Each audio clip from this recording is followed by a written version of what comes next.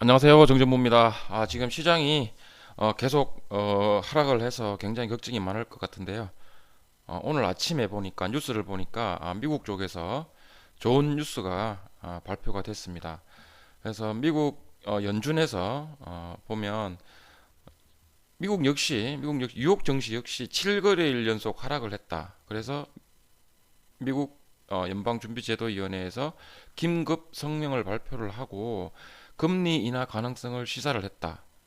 그래서 나스닥 종합지수는 상승으로 거래를 맞았다. 이런 굉장히 좋은 뉴스가 들려왔습니다. 여기에서 지금 우리가 공부를 해야 될 게 뭐냐면 7거래일 연속 하락을 했다. 계속해서 하락장이었다. 급락장이었다. 그런데 예, 누군가가 조치를 해준다. 연방준비제도위원회에서 조치를 해준다. 정진모가 말씀을 드렸습니다. 발생이 되는 문제는 해결이 된다고 보셔야 된다.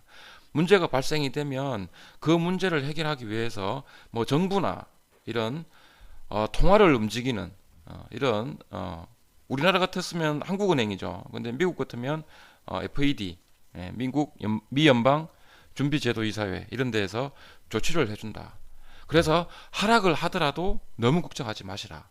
여러 번 말씀을 드렸습니다. 그리고 우리나라 같은 경우에는 수출로 먹고 살잖아요. 수출로 먹고 살기 때문에 이 환율 있죠. 우리 원화와 달러와의 관계를 무시할 수가 없잖아요. 그래서 미국에서 이렇게 미국에서 어, 시장 안정화를 위해서 금리를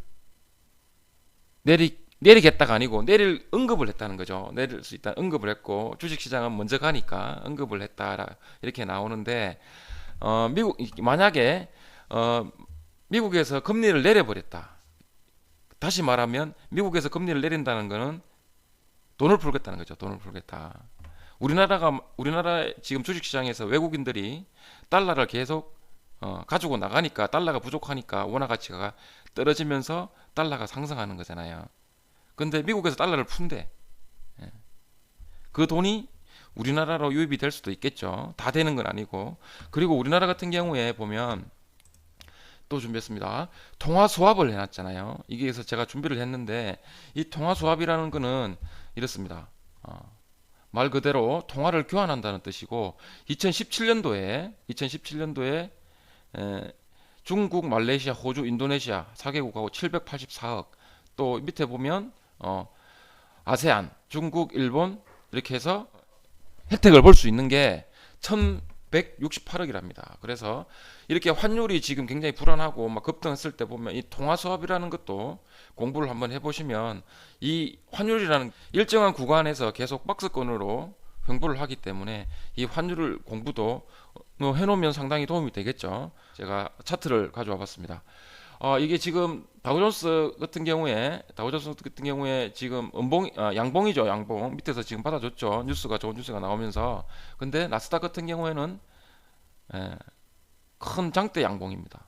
장대 양봉. 그리고 우리나라 삼성전자를 볼 때 꼭 봐야 된다는 그 차트 있죠. 필라델피아 반도체 지수도 상승을 했습니다. 그러면 느낌이 오시죠? 필라델피아 반도체 지수가 급등을 했어요. 그러면은 제일 혜택을 보는 건 우리나라 삼성전자다. 삼성전자. 그리고 오른쪽에 지금 보이시는 거는 위에께 환율 차트입니다. 위에께 환율 차트고 이건 월봉 차트입니다. 그래서 일봉을 보시면 환율과 우리나라 종합주가 지수, 코스피 지수하고 이렇게 보면 거의 데칼코마니죠. 데칼코마니고. 근데 월봉으로 보시면 조금 다르게 보이시죠. 조금 다르게 보이실 겁니다. 조금 다르게 보이시고 왼쪽을 조금만 더 해보면 환율은 다시 한번 나중에 말씀드릴 거예요. 환율은 2010년도부터 2020년 사이에 지금 10년간 그 월봉 차트입니다. 두 개 다 월봉 차트고요. 환율은 일정한 구간에서 1270원 그리고 바닥이 1020원 1000 얼마야? 1010원대 이 사이를 계속 왔다 갔다 이렇게 식으로 등락과 오름과 내림을 이렇게 반복을 하고 있죠. 근데 종합주가 지수 우리나라 코스피 지수를 보세요. 2010년도 저점이 계속 올라갔죠. 저점이 계속 올라가고 있습니다. 이 말은 환율은 크게 큰 그 구간 안에서 같은 구간 안에서 오름과 내림을 반복을 하는데 우리나라 경제 규모는 조금씩 커지고 있다. 이렇게 해석이 되겠죠. 이렇게 해석이 되겠죠. 그래서 이 환율 같은 경우에 너무 걱정하지 마십시오. 너무 걱정하지 마십시오. 우리나라 경제 계속 우상향 성장하고 있습니다. 걱정하지 마시라. 요번에 미국이 먼저 보여줬어요. 발생되는 문제는 해결이 된다. 그거 꼭 믿으셔야 돼요. 정말 안타깝죠. 환율이 안정화가 돼서 1200원대, 1200원 지금 후반대 만약에 1200 중반대에서 외국인들이 돈을 푼다 그래서 달러가 많이 생기면 그거 가지고 한국에 오는데 한국은 지금 많이 얻어맞아 가지고 우량주가 굉장히 싸져 있어요. 할인이 돼 있어요. 외국인들 입장에서는 엄청 좋겠죠. 할인된 가격으로 우리나라 좋은 종목 다 살 수 있는데 굉장히 안타까운 부분입니다. 그래서 또 비교 차트를 한번 준비해 봤는데요. 맨 위에 있는 거는 종합입니다. 코스피 종합. 중간에 있는 거는 원달러 환율이고요. 맨 밑에 있는 거는 우리나라 대표 기업 삼성전자 주식입니다. 이 세 개를 잘 비교를 한번 해 보십시오. 방금 전에 말씀드린 그 두 개는 제가 말씀을 드렸고요. 환율은 1200원대에서 1000원대 이 사이를 왔다 갔다 계속 반복을 하고 우리나라 종합은 계속 우상향을 했다. 저점이 계속 높아지기 때문에 그거는 말씀을 드렸고 삼성전자를 보세요. 삼성전자는 우리나라 종합보다 더 상승을 많이 했습니다. 더 상승을 많이 했어요.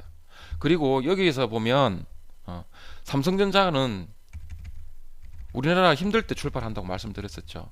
왜 그럴까요? 왜 그럴까요? 그거 한번 생각해 보십시오. 삼성전자는 왜 우리나라 경제가 힘들 때 출발을 할까요? 환율을 보시면 어느 정도 이해를 할 수 있어요. 분명히 주식시장에서는 정답은 없다고 그랬어요. 그럴 확률이 높은 쪽에다가 베팅을 하는 거고 개인 투자자분들이 스스로가 공부를 많이 해서 그 생긴 촉으로 투자를 하는 겁니다. 눈에 보이는 걸로는 투자하면 늦어요. 이렇게 지금 뉴스가 미국 쪽에서 좋은 뉴스가 나오고 통화 수합이 있다는 게 이제 계속해서 부각이 되면 환율이 안정화가 될 건데요. 이렇게 환율이 안정화가 되면 외국인들은 먼저 들어옵니다. 먼저 들어와서 우리나라 주식을 싹 다 삽니다. 그러면 주가가 올라가겠죠. 개미 투자자들은 어느 정도 주가가 움직이면 안전하다 생각해서 그때 매수를 합니다. 항상 보면 안전하다고 생각할 때가 들어옵니다. 그때는 어느 정도 위에 올라왔을 때 꼭지 부근에 왔을 때입니다. 그거 꼭 조심하셔야 되고 꼭 기억을 하셔야 됩니다. 삼성전자 같은 경우에 보세요. 이 환율과 삼성전자의 이 관계를 100%는 아니지만 비슷하게 보면 알 수가 있습니다. 환율이 최꼭지 2016년도에 이 꼭지 2월달에 꼭지를 찍고 안정화가 되죠. 이렇게 추세를 하락으로 잡습니다. 그런데 그때부터 삼성전자 출발합니다. 환율이 안정화가 됐을 때, 자 그럼 이 얘기는 어떨까요? 삼성전자는 반도체죠. 반도체, 뭐 휴대폰, 스마트폰 있고 여러 가지 가전도 있는데 수출을 많이 하죠. 환란이 와서 달러가 막 올라갑니다. 이 사이에. 근데 삼성전자 주가는 가만히 있죠. 아니면 조금 하락을 하고. 그러면 주가는 하락을 하는데 생각을 해보세요. 환율이 올라가고 있어요. 경제가 지금 우리 경제가 힘들다고 해서 지금 삼성전자가 수출이나 판매나 이런 거 안 합니까? 다 합니다. 다 하는데 환율이 올라가니까 영업이익이라도 이익이 자꾸 높아져요. 주가는 가만히 있는데 환율이 떨어져 버리죠. 떨어지는데 확 안 떨어지죠. 1200원짜리가 갑자기 1000원으로 안 빠지죠. 주가가 그때부터 이 영업이익들이 여기에서 쌓였던 영업이익들이 여기서부터 이제 반영을 하는 거죠. 그래서 환율이 꼭지다. 정점에서 안정화가 된다. 그럴 때 삼성전자는 출발을 했습니다. 이쪽에도 잘 보세요. 이건 굉장한 어떻게 보면 개미 투자자분들 처음 보시는 그래프일 수도 있고 처음 듣는 얘기일 수도 있습니다. 꼭지 찍고 안정화가 되니까 삼성전자 출발합니다. 근데 계속해서 이 환율이 떨어지니까 영업이익이 안 좋아지겠죠. 그러니까 횡보를 합니다. 횡보를 계속하죠. 이렇게. 그런데 이게 지금 반데칼코마니식이라든지 정확한 그런 상관관계는 없습니다. 딱딱 맞아 떨어지는 건 없죠. 딱딱 맞아 떨어지는 건 없습니다. 그런데 추세라든지 이 움직임을 잘 보십시오. 환율이 먼저 안정화가 되면 삼성전자는 그때 출발합니다. 꼭지입니다. 삼성전자 주가. 그거는 지금 삼성전자 방향은 여러분들이 한번 판단을 한번 해보십시오. 지금 그렇게 왔습니다. 이때가 정점 찍었을 때 움직였죠. 상승하는 듯 했죠. 근데 환율이 너무 많이 빠지니까 좀 움직였고, 여기서 안정화가 되니까 삼성전자 출발했습니다. 출발, 또 출발. 안정화가 되니까 또 출발, 급등, 하락. 여기서 만약 여기가 조금 있으면 이제 거의 정점에 다 왔죠. 거의 정점에 다 왔습니다. 그러면 삼성전자 어떻게 될까요? 여러분 한번 판단을 해보십시오. 종합주가 같은 경우에도 지금 저점을 천천히 아주 천천히 높였습니다. 근데 삼성전자는 굉장히 힘들게 하면서 계속 우상향하고 있습니다. 우상향을 하는 거는 저점이 계속 높아지는 거예요. 전점이.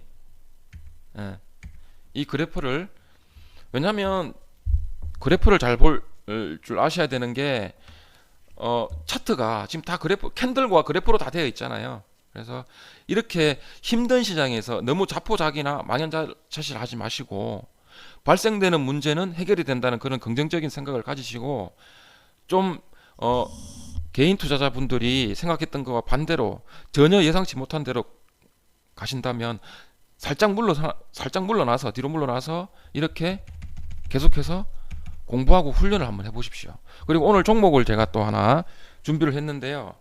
얘는 정말 이상한 종목입니다. 예전에 제가 정전무가 투자 훈련 종목으로 말씀을 드렸던 이크레더블입니다. 이 회사 같은 경우에는 굉장히 실적도 좋고 비전도 있고 또 차트로 봐도 꾸준하게 상승을 하고 있다. 연봉은 무섭고 월봉을 봐도 힘든 구간이 있습니다. 힘든 구간이 있기 때문에 제가 잘 가는 듯 하다가 죽이고 이렇게 계속해서 눌러주면서 가는 종목이라 그래서 한번 제가 정전무가 투자 훈련 종목으로 말씀을 드렸는데, 이런 이크레더블 같은 경우에 지금 1월 말쯤부터 코로나가 전염병이 우리를 괴롭혔습니다. 근데 얘는 그때도 1월 말부터 이상하게 움직였어요. 더 상승을 하는 듯 하다가 횡보를 했거든요. 마지막 금요일 날 조금 맞았습니다. 근데 4% 정도 빠졌어요. 다른 거에 비하면 거의 안 빠진 거죠. 그래서 음봉도 나왔습니다. 음봉도 나오고 또 거래량이 좀 터졌습니다. 근데 거래량도 많이 터진 건 아니에요.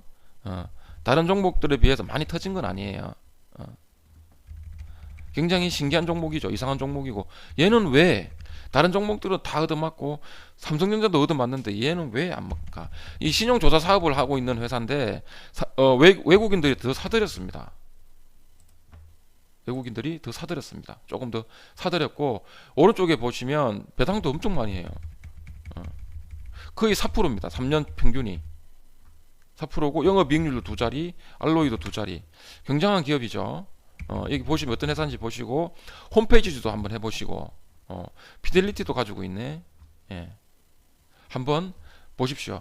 그리고 또 여기서 이크레더블을 또 이게 주시해야 될, 제가 이유를 하나 말씀을 드리면, 신용잔고가 제로입니다. 코스닥 기업인데 대부분 신용잔고가 많은데 1%, 2%, 3%, 어떤 거는 막 6% 막 이런데 0입니다. 0. 빌려서 산 주식이 하나도 없다는 거예요. 빌려서 산 주식이 하나도 없다는 겁니다. 정말 신기하지 않습니까? 좀 이상해서 제가 한번 가지고 와봤습니다. 정전무는 이거 투자 훈련 종목으로 제가 한번 추천을 했었거든요. 근데 너무 힘들게 하니까 개인 및 투자자분들은 좀 빨리, 안전하게 좀 빨리 돈을 벌고 싶어 하는데, 이런 거는 힘들게 가는 종목이다.